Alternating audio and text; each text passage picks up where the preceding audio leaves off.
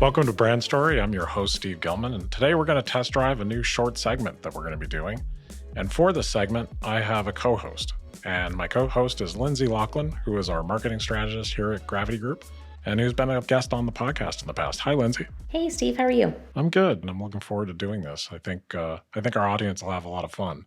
So what we're going to do today is we're going to just dive in and break down some positive stories from the world of brand and marketing. Some things you might find inspiring or something that might help spark that next great idea. So, Lindsey, what'd you bring for us to talk about today? So, if anyone follows me on LinkedIn, they know that I am a huge dog person. And so I brought a tale of two pet companies to share with our audience today. Cool. Yeah. Jump right in. I'm looking forward to it. Yeah, so I think probably a lot of our audience has heard of Chewy, which is a really popular online pet retailer. But there was actually a company that came before them called Pets.com that launched in right around the year 2000. So it's a little bit of a throwback.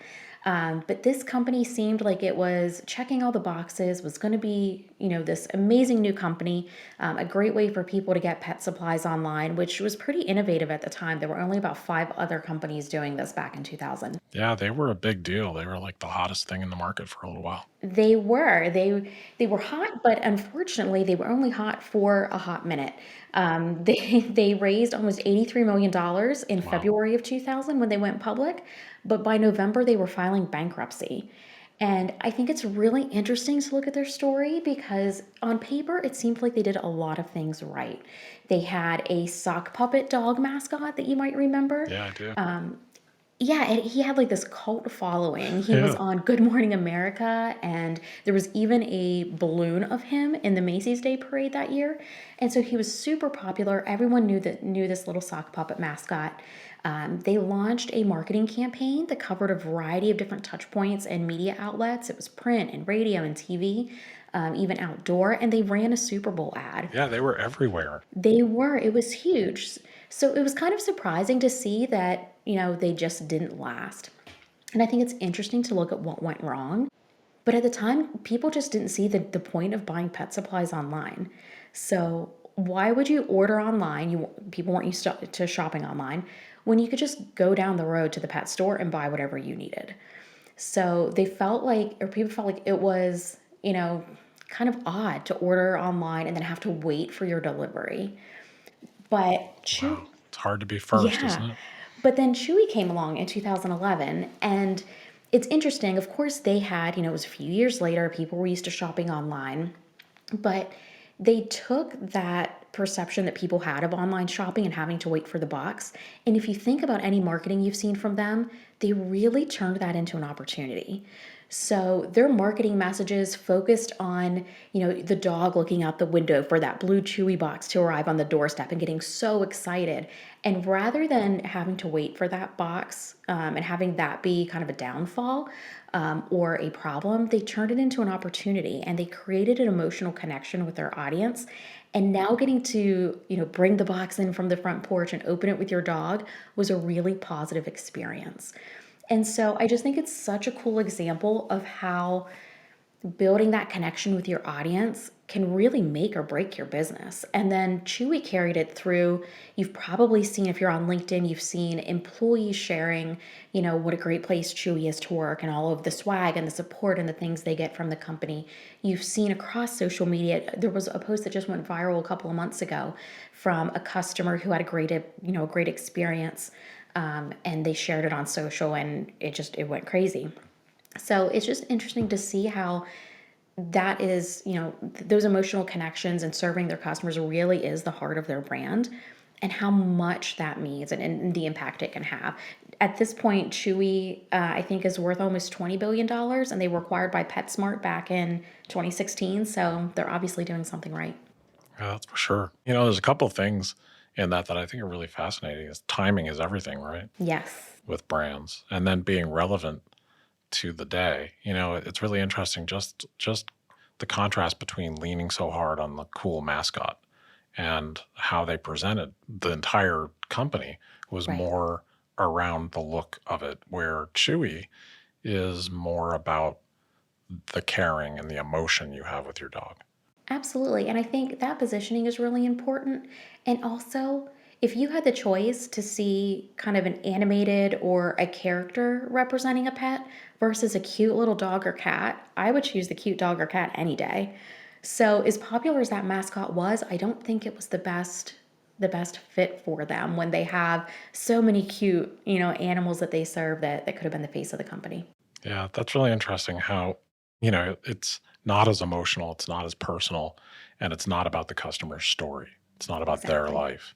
It's a, it's a clever device. And Right. sometimes a clever device can fall flat. Also, I think what's interesting about that too is the timing of the rise of social media and online shopping. So they were a little early to the space. Not only was their angle maybe a little off, but they just weren't as relevant to the moment. Absolutely. It's just interesting to look back and compare companies that do similar things and kind of what went into making one a success and one obviously not, and then how we can apply those learnings to our own business, our own social media and marketing and things that we do. You had told me at one point something Chewy does, and I'm not sure they still do it or they struggled with a little bit, but weren't they sending like birthday cards to customers? And the scale of that I think would be just astounding. But weren't they sending like personal cards to customers? They do, and it's something that they have a whole kind of customer service team that's devoted to that. They send handwritten birthday cards and holiday cards.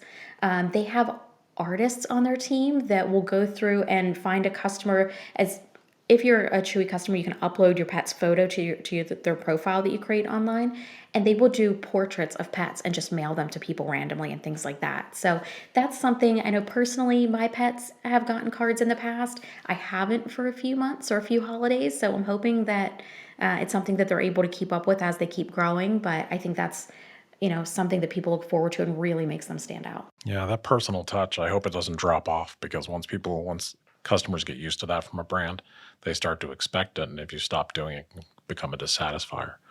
So I hope they continue doing that Me because too. it's brilliant. And Yeah. it's certainly very difficult to do at scale, but it's brilliant. And it's a great way to personalize an online shopping experience because, I mean, they wouldn't have to be so high touch with online shopping. It's not something you necessarily expect. You would expect that type of service if you're walking in a brick and mortar store. So I think that's a nice way for them to bridge that gap and still connect with their audience. Yeah, they've really humanized it and done such a great job. I love that brand too, by the way, and order from them as well. I think that's what a cool story. Thanks for bringing that. That was really fun. Yeah, and I think you have a really cool brand story to share as well, don't you? I do. I have one that just has, popped out at me in the last couple of years, and I've been following them, and I just really enjoy what they do because they're a pure brand play. I mean, the only thing that differentiates their product from their competitors is their brand. There's nothing else that does it.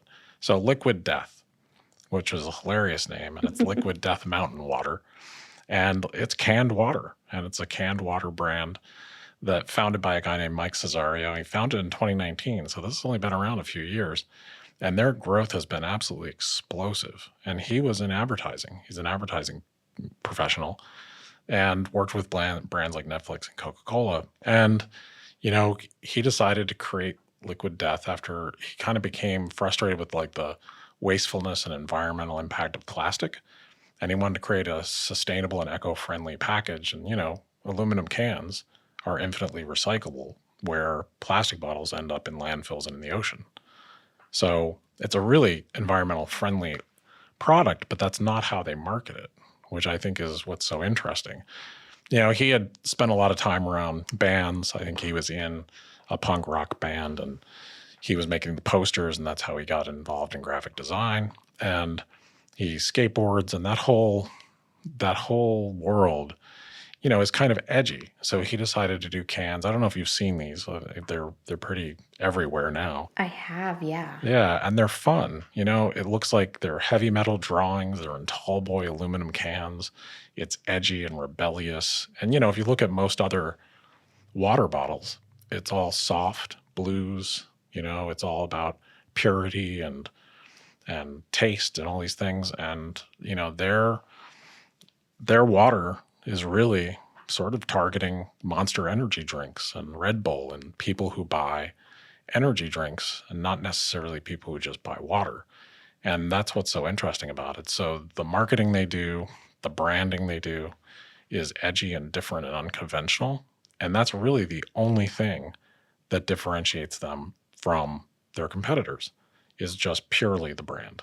So I love this example because it's like, if you ever wonder if brand works, this is the example I like to point to. I think it's so interesting that they didn't try to just compete with other water companies. I feel like so many companies entering the market, that's what their play would be. So it's interesting that they really just leaned into what makes them different and tried to tap kind of that energy drink audience. Yeah, I think it's really cool. And I think it comes down to really good insights by, that team and the founder, where I believe he was at, concerts where, Monster Energy, which is a huge company, like absolutely huge company that competes with Red Bull and has done very, very well. But, they sponsor a lot of bands and a lot of, like heavy metal and different types of concerts and events.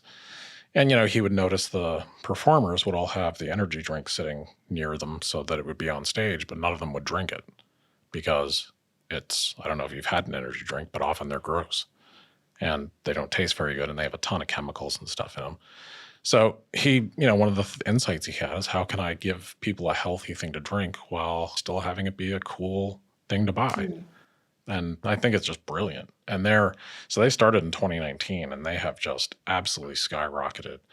I think when they launched, they only had a rendering of the can and then they did a commercial.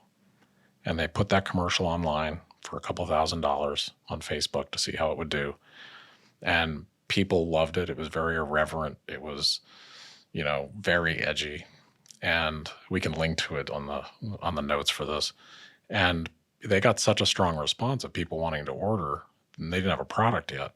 And they used that social proof, that proof of people wanting it, to get the initial funding to do a run from a water source and start canning the water and selling it. And from there, it just has absolutely exploded.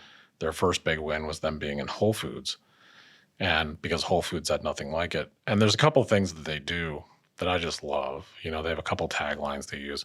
Murder your thirst is one of them, and death to plastic bottles. I like it. Death to plastic. So the whole, liquid death is such a brilliant play, and they use it in such a good way that their marketing is some of my favorite. Not every brand can do it, and they're right on an edge between being entertaining and edgy. And sure, probably a lot of people don't respond to their messaging, but they know who their audiences are and they do really well with them. It's a fascinating company to watch. I think that's interesting, what you just said about knowing their audience. I feel like not everyone knows their audience well enough to do what they're doing. And so the fact that they know their audience and what they'll respond to, and they're not trying to be necessarily the water for everybody, but they're trying to be, the water of choice for the audience that they know and love. So that's great. Yeah, and that's what works. And I think that's their main, is knowing their audience, knowing that their audience is young, socially conscious, environmentally aware, and likes humor, likes to be entertained, and is a little edgy.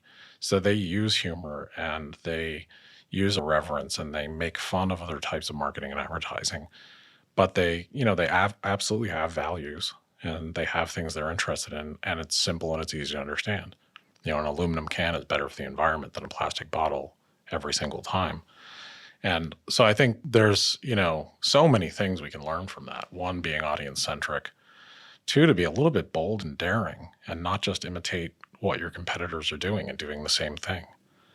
To find out what's unique about your brand and celebrate that, and find out what's unique about your brand and how it connects specifically to your audience, and use that, not just put out the same messages or similar messages to everyone else in your industry, which happens way more than it should. I agree. And it's funny, I'm sitting here looking at the whiteboard in my office and I have a quote from you on it that is, be yourself loudly. And I think that the example you picked just aligns with that so well. Yeah, I love them. So we'll put some of their marketing on this page for this episode. So thanks for doing this today, Lindsay. This was a blast. Yeah, thank you for having me on. This was fun. Yeah, so we'll be back again to do this and just call up some more positive examples of brands that Lindsay and I like, and or things going on in marketing that we just want to tell the story of. And it's a way for us to have some short segments to share with you all. And please tune back in and subscribe and keep following us. We really appreciate it. Thank you so much, everybody. Want to hear more inspiring stories? Subscribe on your preferred podcast app so you don't miss an episode. And if you like what we're doing, please rate, review, and share. It's the best way to support us. Thank you for listening to Brand Story.